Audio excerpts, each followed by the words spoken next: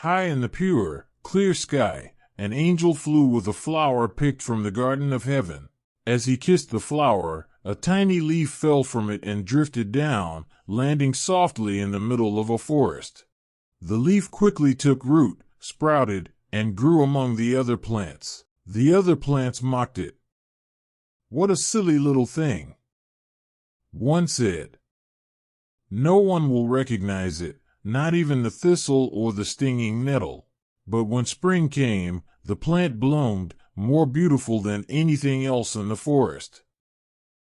A professor of botany examined it, but he could not classify it. "It must be a worthless plant," he said. "It doesn't fit into any system." "Not in any system," sneered the thistles and nettles. One day, a poor young girl passed through the forest. She was pure of heart and wise in her faith. Her greatest treasure was an old Bible, which she read often. When she saw the mysterious plant, she stopped in awe. Its green leaves gave off a sweet, refreshing scent, and its flowers sparkled like colorful flames in the sunlight. Grateful for such beauty, she gently plucked a single green leaf and placed it in her Bible. She knew the flower would soon fade, but the leaf remained fresh and green. A few weeks later, the Bible was placed in her hands in her coffin. A peaceful expression rested on her face, as if she had finally found her place in the presence of God. The plant continued to grow in the forest, becoming almost like a tree. Birds from far away bowed before it in admiration. But the other plants still mocked it. "That plant does not belong here," said the thistles and burdocks. "We could never behave like that." The black forest snails even spat at the flower in contempt. Then a swineherd came through the forest, collecting thistles and shrubs to burn for ashes. Seeing the plant, he pulled it up by the roots and threw it into his bundle. "This will be useful too," he thought, not realizing its worth. And so, the plant was burned to ashes. Not long after, the king of the land fell into deep sadness.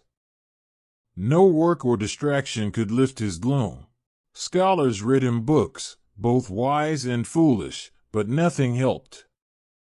At last, they sought advice from a great wise man. His message was clear. The only cure was a special plant of heavenly origin that grew in the forest within the king's own land. He described its appearance so there could be no mistake. The swineherd realized, with horror, what he had done. "I think I burned that plant long ago," he confessed. "But I did not know its value." "You did not know?" "Ignorance upon ignorance," came the reply. The poor swineherd was deeply ashamed. But he was not the only ignorant one. No one had recognized the plant's worth until it was gone. Not a single leaf remained, except the one hidden in the coffin of the dead girl. But no one knew about it. The king, still burdened by sadness, went to the place where the plant had once stood. "This is a sacred place," he declared, ordering it to be enclosed with a golden railing and guarded day and night. The professor of botany wrote a long report about the heavenly plant. For his work, he was richly rewarded, bringing prosperity to himself and his family. An interesting and ironical part of the story is that while the plant was gone forever, the king remained as sad as before.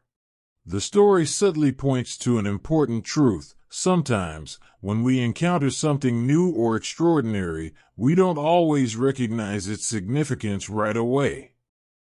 People often dismiss miracles or divine signs because they don't fit into their familiar way of thinking. But that doesn't mean they aren't real. Just because we don't understand something at first doesn't mean it isn't important. The story conveys a meaningful message in the context of an ordinary person who feels sad because they live and die unknown, unsung, and unrecognized. It encourages such people to recognize their own intrinsic value, emphasizing that even if society does not acknowledge them, they are still meaningful, much like the special leaf in the story. The fact is that true recognition comes not from external validation, but from understanding one's own worth and purpose, even if only a few ever notice their true worth. Thanks for your patience in watching the video. Please subscribe to my channel. Raj Rishi. Credit, based on Hans Christian Andersen's story, A Leaf from Heaven.